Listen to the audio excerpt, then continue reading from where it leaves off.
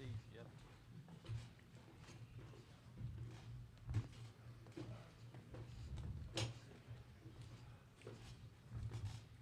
Paulo, you got the first seat.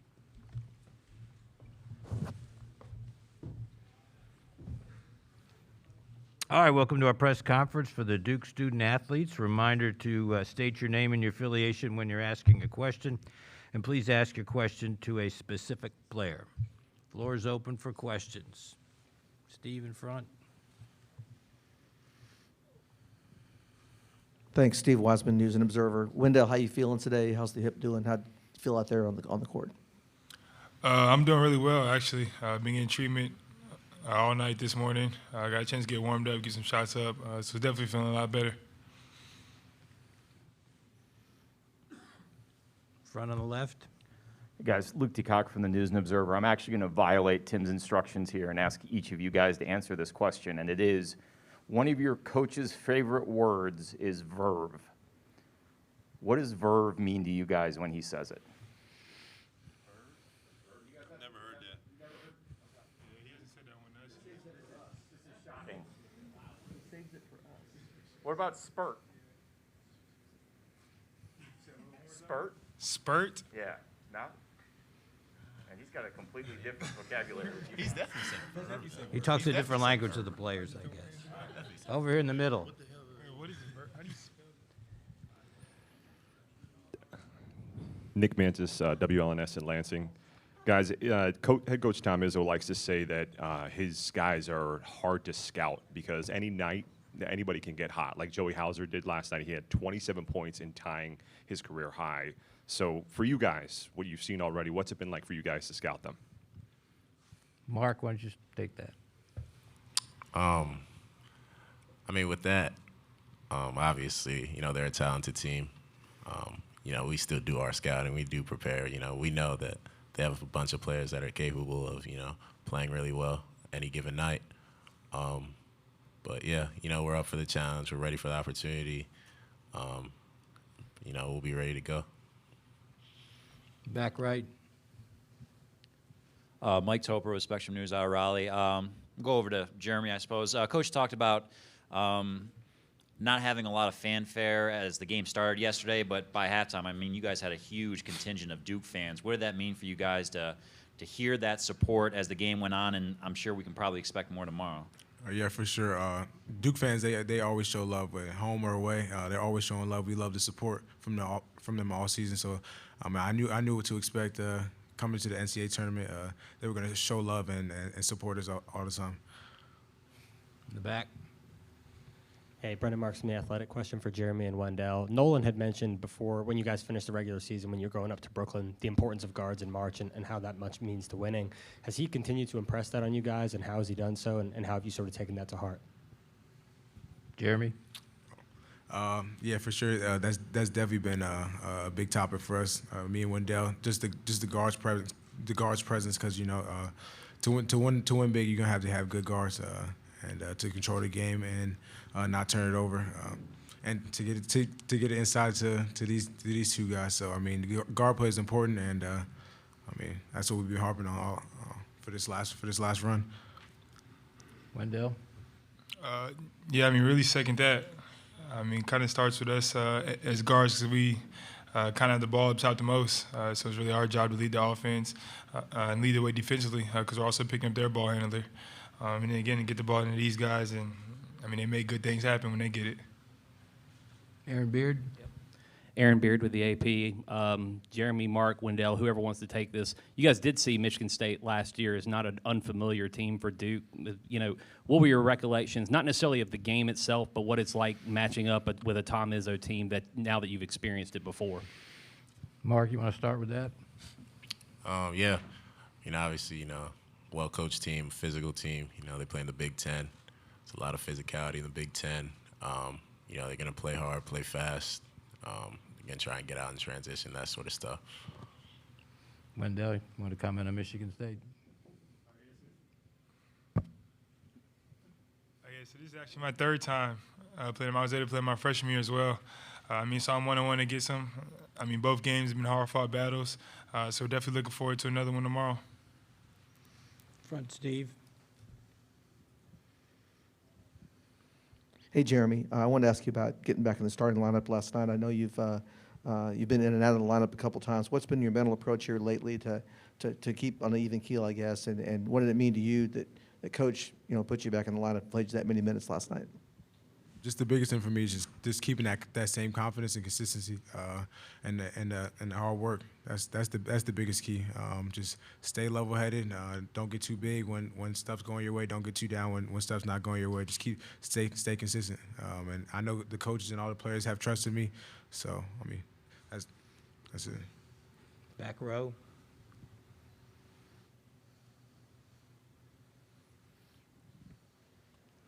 Hi, Lauren Walsh from WXII in Winston-Salem. This question's for Wendell, being the most senior player up there. What have you learned about navigating adversity and making in-game adjustments, and how do you think this group has done that so far? I think this group has done a really good job, especially, I mean, we've faced some kind of adversity all year. I mean, the biggest adversity for us this year has been the pressure that's been put on us. And I think that we faced it, I mean, really as well as we could. I mean, we've been in some big games. We won some big games. We also lost some big games. So, I mean, good times come with it, bad times come with it. But I think we've done a great job staying in between, doing a really good job adapting to whatever comes at us. Fourth row on the left. Evan Cullen, Duke Chronicle. This can be for any of the players. Obviously, you got some experience, playing teams on a quick turnaround in the ACC tournament, but with none of you guys having played in the NCAA tournament before, this is the first time you're going to do it against, a team that's not in the same conference you're not as familiar with, even though you played the last couple of years. What's different about preparing for this team with such a quick turnaround? How do you overcome that, just having a day to prepare? Paulo, you want to take that? I mean, it's not really too different. I mean, we haven't played them this year, but I mean, it's the same routine for us. Just scout, going over, the personnel, the game plan and everything. It's not really much that's being changed when it comes to preparing for the game. Let's go on the right next. Hey, Wendell. I know you would have been committed at the time coming to Duke the last time that Duke and Michigan State faced off in the NCAA tournament. Do you have any memories of watching that game or talking to any of the players of that team or anything that stands out to you about that? I mean, of course. I mean, I watched that game for sure. I mean, it was a great game going down to the wire. I mean, I thought we should have won for sure, but Michigan State made some tough plays. I want to say that's when they had Cassius Winston. Yeah, so he was a great player in college. I mean, he willed his team to victory. Yes, so hopefully we can change that. David Hale.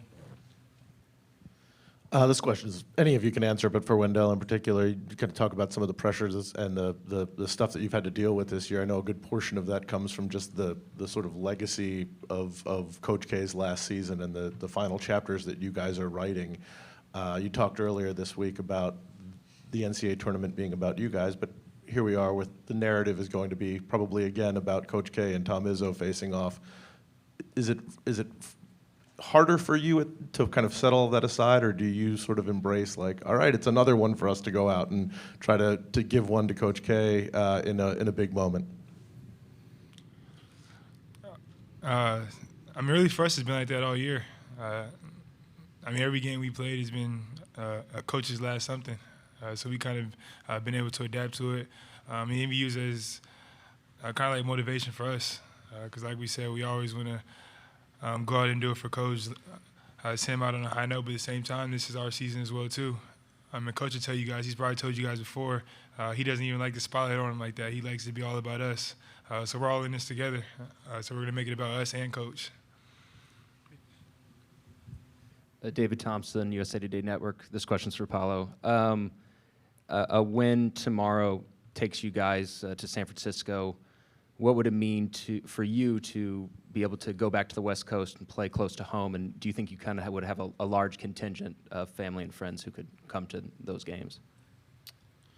Being able to get back to the West Coast would be great. Just because, being Duke, you don't play there at all during the year outside of the Gonzaga game. I already got family, planning on being there if we make it. So, and I also have family who live in the Bay already. So, it definitely would be a nice thing. The right. Yeah, I'll do this one for Paulo as well. What did you guys like about what you did against Cal State Fullerton that you'd like to try to, recreate tomorrow against Michigan State? I think our overall communication on the offense and defense end was much better than it has been. I think our defense was much better. I think we were sharper, just overall, sharper as a team, and we definitely played better than we have in the past probably 3-4 games. So just want to build on that. We know Michigan State's a big challenge, great team, but we just want to be sharp the same way we was yesterday. Down here on the left. Mark, I'm curious. Throughout the year, the narrative was that the ACC, wasn't very good this year, or was down. Now the ACC 6-1 in the tournament. UNC just beat Baylor. What did you think when you heard that kind of stuff? And do you think that will change now with the sort of the early performance in this tournament?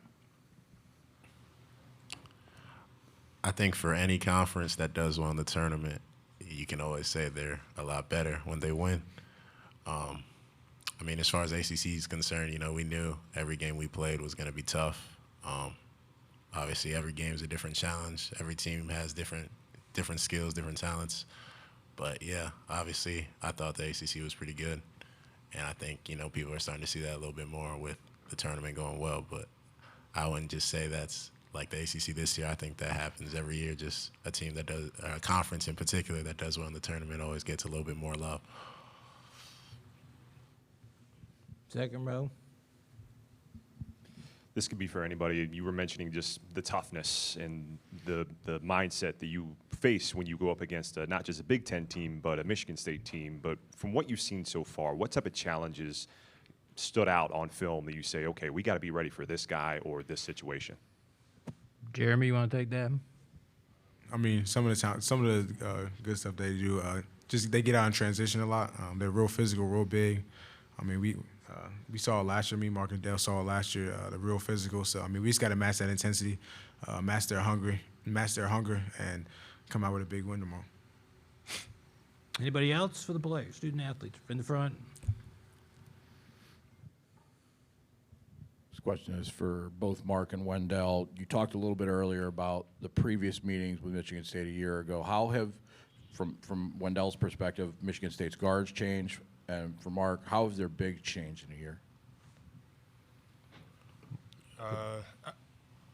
See, from their guard play, they had Rocket Watts last year, who's now at Mississippi State, so he was a great player for them. They brought in some guys, A.J. Hallgard, sophomore? Yeah, freshman, sophomore, so he's a really good player as well. So really all their guards that they have in now, they're still really good players. And really any given night, any of their guards can be one of their best players, their main scorers. So really just locking on the personnel. Doing what we can to take their guards out the game. As far as the bigs, Bingham's been there, Marble's been there. He had a pretty good game against us last year. But yeah, just locking in on the personnel. Obviously, they can put anybody in the game, do a bunch of different things. So just being able to adapt and being, prepared for any situation. On the left.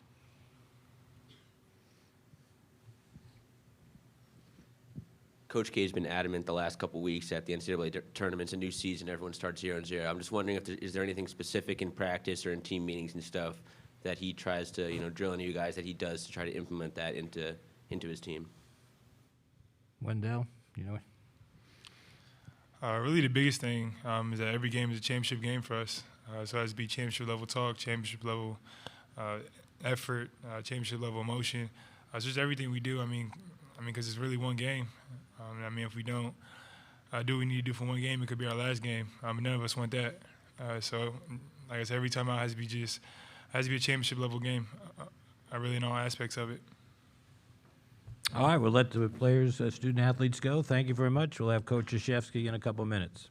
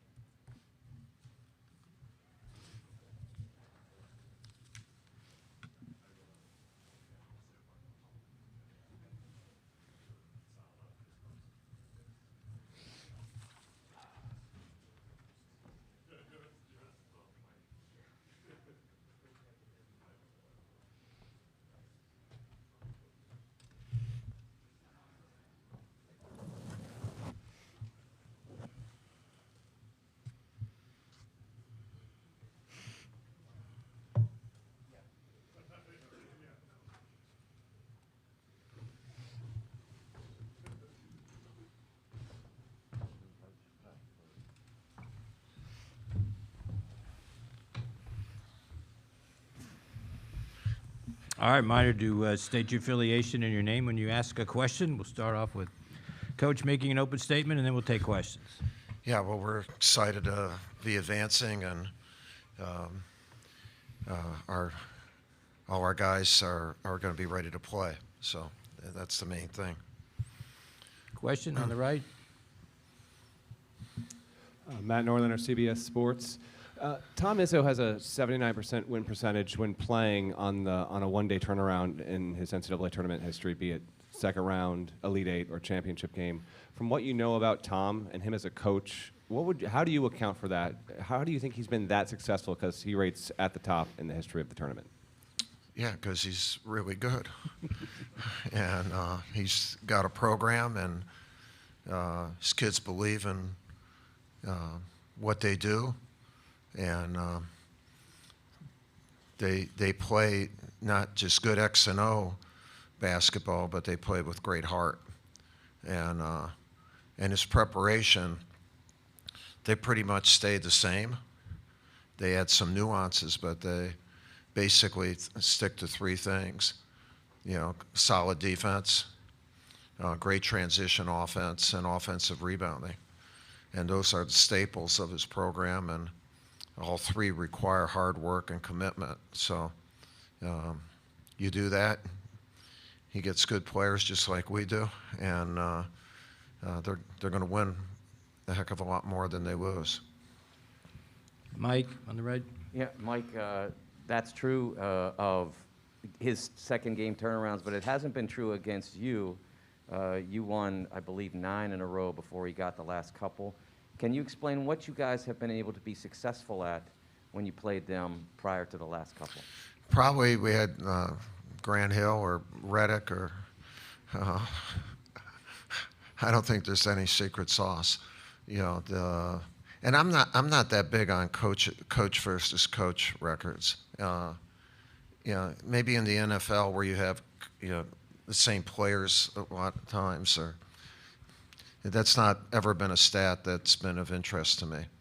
But it's okay that it's of interest to you, Mike. All right.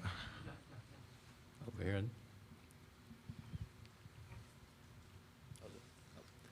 Hey, Coach. David Thompson, USA Today Network. How often do you and Tom communicate throughout the season? Have you guys talked in the last few days? Yeah, we talked briefly when we met in the hall. Yeah, we actually have communicated a few times during the season, and he and I have been part of a group that over a year ago was formed, an ad hoc committee that met on Thursdays on Zoom with the head of the NABC and Dan Gavitt. And we didn't really accomplish anything, but we didn't know. We had good ideas, we just didn't know where to send them and who wanted to hear them. So, no, he's been a great, great friend, and I admired the heck out of him. David Hale. You may not pay too much attention to the coach versus coach record. Tom mentioned it several times yesterday talking about this matchup. I'm curious, though. I mean, he calls you the GOAT, and I wonder how much you have been inspired over the years or driven over the years or motivated by matchups with Tom or other coaches that you are very kind of influenced by or impressed by. Well, I'm glad he didn't call me another animal. And so that was kind of him to do that. Yeah, I just have never, you don't put a banner up by your record against a certain team or a certain coach. And so if you get caught up in that, or your record on a Saturday afternoon or whatever, it's just for me, it's been the wrong thing to do. I'm not saying it's wrong for everybody, but I know the only banners that are up at Duke are championship banners, and that means you have to beat a number of people. On the left, second row. Hey, Mike, Luke Deacock from the News and Observer. When your team is playing particularly well, or occasionally an opponent is playing particularly well, you'll use the word verve to describe that. Right. What does that mean to you when you feel like your team is playing to verve, and why haven't your players heard you say it? They've probably heard me say it. They just, they only listen to a certain amount of things that I say, and maybe they haven't heard that, or it's not. sometimes when I talk to my players afterwards, I ask my staff, did I use, did they still do that? Do they know who the hell I even mentioned? And so I don't think verve is on Instagram very much, or whatever they're on. But to me, it means like a certain level of energy, certain not just energy, but cockiness with energy. So that's how I've used it. And just don't look up my SAT verbal. And so it's a one-syllable word too, so that helps. That helps me. On the right? Yeah. Aaron Beard with the AP. We're not going to see many matchups, I think, with coaches with the longevity in the future, like Right. you and Tom have had. How do you think that benefits maybe the game with, for the sport itself to have prominent coaching names that have been around a long time, leading teams, and that's something that people pay attention to? Well, I think what it means is that then you have solid programs that have achieved a high level of success, or else the coach wouldn't be there for that long.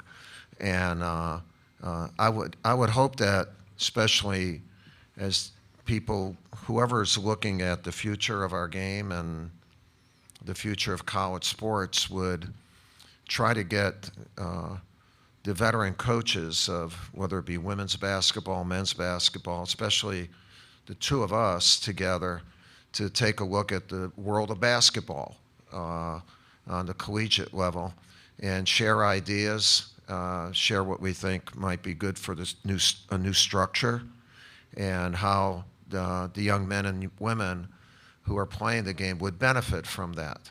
And and to ask people, like Roy, who just retired, people who've just retired, who have been in the game for a long time, because history has a way of repeating itself in a number of ways, and a lot of companies and whatever, they pay a lot to have institutional memory, not just new ideas. And one of the things that helped me in my coaching career was relationships that I had with Mr. Iba, Coach Newell, and Coach Newell. I remember talking to him on the phone one time, and I was saying, we're trying to get this done. He says, well, we tried to do that in 1956, and this was the stumbling block there.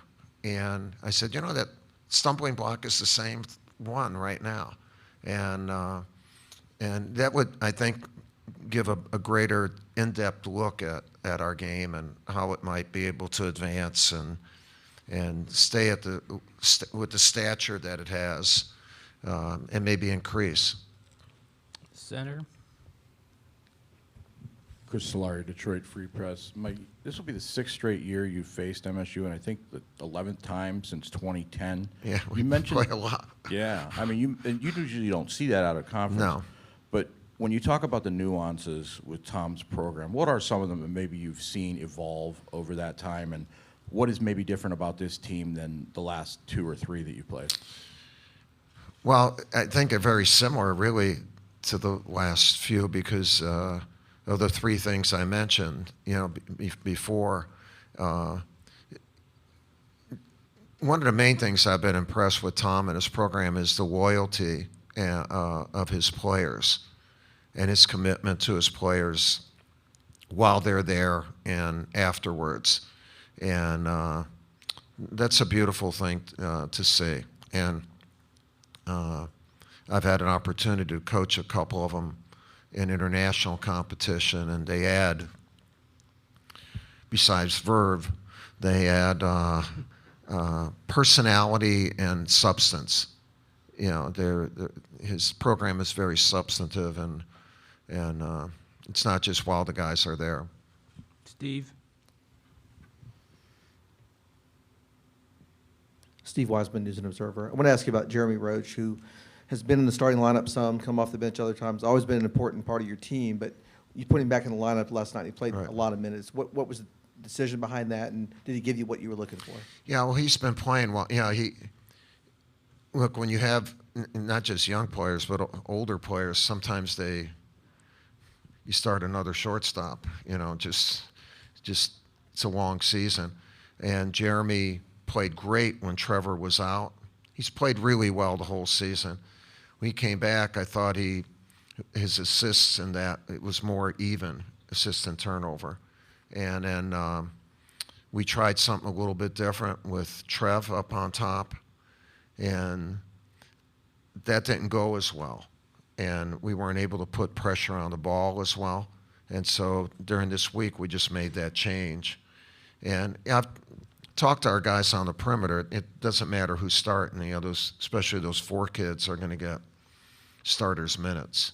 But putting Jeremy on the ball was really important yesterday. In the middle. Nick Mantis, WLNS in Lansing. During the Michigan State game last night, there were a couple of your assistant coach. Obviously, you were going to be there to scout and watch the game. Tom Izzo likes to say that they're hard to scout because at any night, any player can get hot, like Joey Hauser did, tied his career high with 27 points last night. My question is, what did you think of this team this year, and what impressed you about what they can do when any guy can get hot? Yeah, when we try to look at what you've done more for the last 3 or 4 games, because especially in college, kids change and teams change. And so, like they played great against Wisconsin. I mean, not good, and Bingham was fantastic against them. So they have the ability of a number of guys stepping up more than what they normally do in a game. And so that they pretty much have 8 kids who started, and when they're in the game, they think they're starters. So I think that's one of their biggest strengths is that. Young lady in the back row.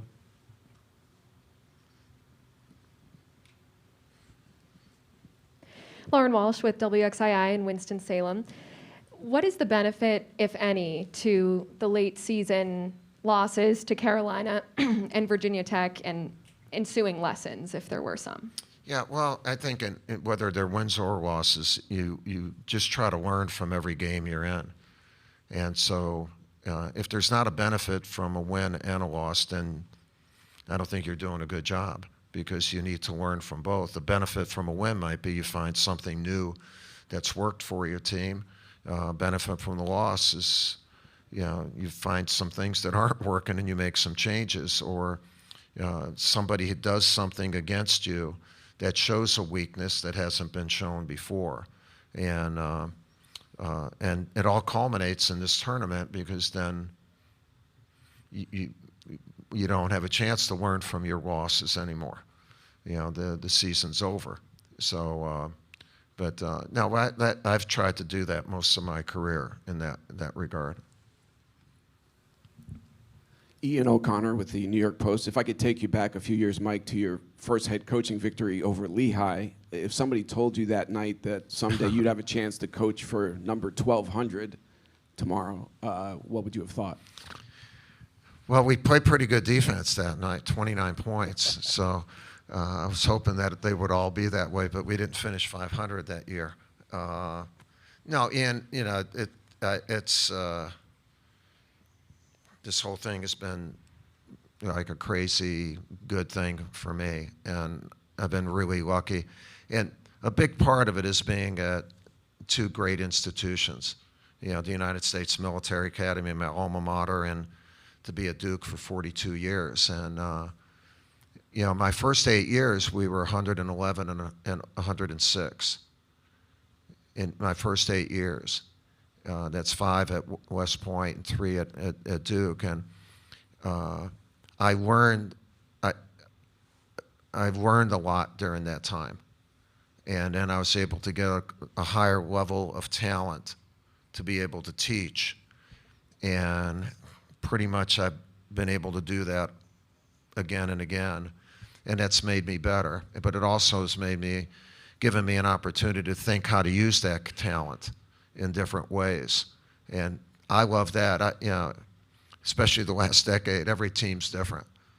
You have to come up with a system and that fits their personality and be agile enough to allow for growth, during that time. Whereas when you had Battier and those guys, there was good growth too, but it's just different. So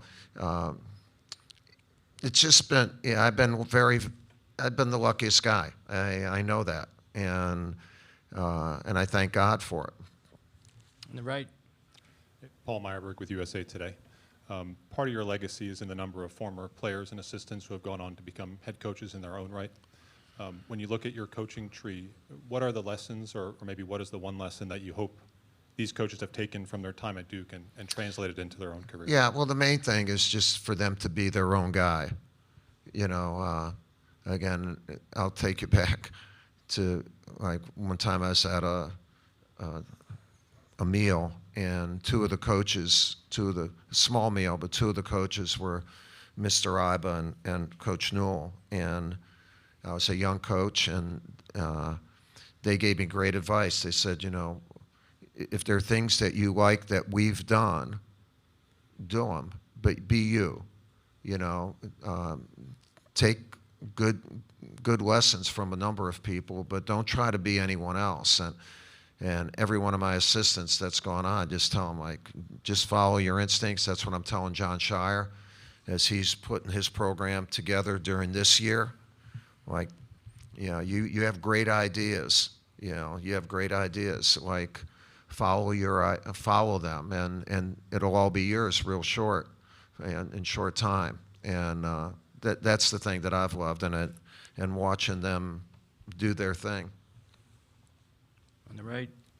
Brenda Marks from The Athletic. Coach, when you went back and did your rewatch from Cal State Fullerton, got another chance to look at things, what were the things that you liked, maybe that you got to see again, and going forward, what are the things that, if there is anything that you'd like to see? Yeah, so do you think I watched the tape? Well, it's a late night, but I did. I thought we played against a really good team. I thought, DJ Taylor, he does a great job with his team, and they play hard-nosed defense, and I thought we were playing good defense, but the intensity of the game was very good, and the physicality, and it's something that we had stopped doing, for about 10 days or 2 weeks, and we're going to have to do that again tomorrow. Young man with the Duke Chronicle. Evan Cullen, Duke Chronicle. A big thing for you and really anyone in the NCAA tournament is it's a new season. This is where you really find out who a team is. I'm just wondering if there's anything specific you've done in practice or team meetings over the last couple of days to try to implement that into your players. Yeah, everything. It's it's the ultimate next play that we kind of use in our program. Whatever you've done, the next thing is the thing you should focus on, and then prepare that way. We've really had a good week. I think our team's getting better. If we are fortunate enough to win tomorrow, to beat Michigan State would make us better, and then we'll try to keep growing. This group can keep growing. Whether excuse me, whether it has an opportunity to do that, it depends on you winning. But I've really liked this group a lot. They really like one another, and so there's never been an attitude problem at all. But and they're all growing up together.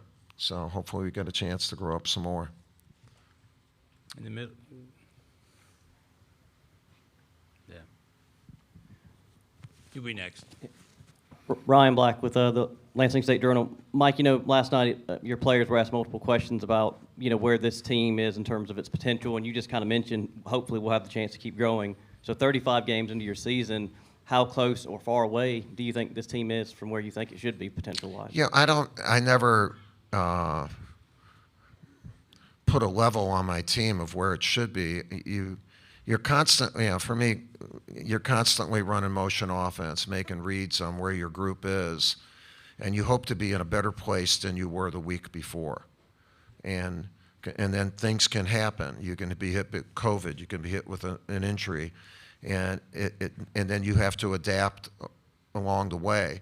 And so I don't set win goals or making the NCAA tournament. It's a goal, but number of wins or anything like that, I've never had that as the barometer of whether we're good or bad, because a lot of things can happen along the way. All right, we got time for one Zoom question. You Go said ahead, you were Chris. going to get back to, he lied to you. Oh, I'm sorry. Yeah, no, go ahead. Take your question. I'm sorry. Say. Thanks, Mike. Stephen Brooks, 24/7 Sports. Better be a good question, though. Whew. No, I just wanted to ask you about your first matchup against Tom. Do you have any memories of that? And back at that time, were there any signs that you saw from him that he might have the career that he's ended up having? No, I don't remember. And that's not a disservice. I don't remember a lot of things. Let's see. Coach K, yeah. All right, I'm good. I remember my name, so that's a good thing. No, a huge part of coaching is not having a rearview mirror. You can't live in the past. And so when this is all over, I'll look at the past really, really well. But not now. And so it's not a disrespectful thing to Tom. I don't know. Did they beat us? I don't know. Okay. But I don't remember. I don't remember it. All right, Christopher, you got the last question? Oh, boy. Hi, Coach K. This is Chris Heidel from Herman Radio in Baltimore. Thanks for taking my last question today. I'll make it short and sweet. Just talk about their big men for Michigan State. How great are they, and what do you guys got to do to control that inside paint tomorrow? Well, they have a lot of depth. They have 4 big guys who can give you different looks, and so holding our own on the boards and staying out of foul trouble, making sure that Mark and Paulo stay out of foul trouble, and how we all handled the physicality of the game. Thank you, Coach. Okay, thank you all.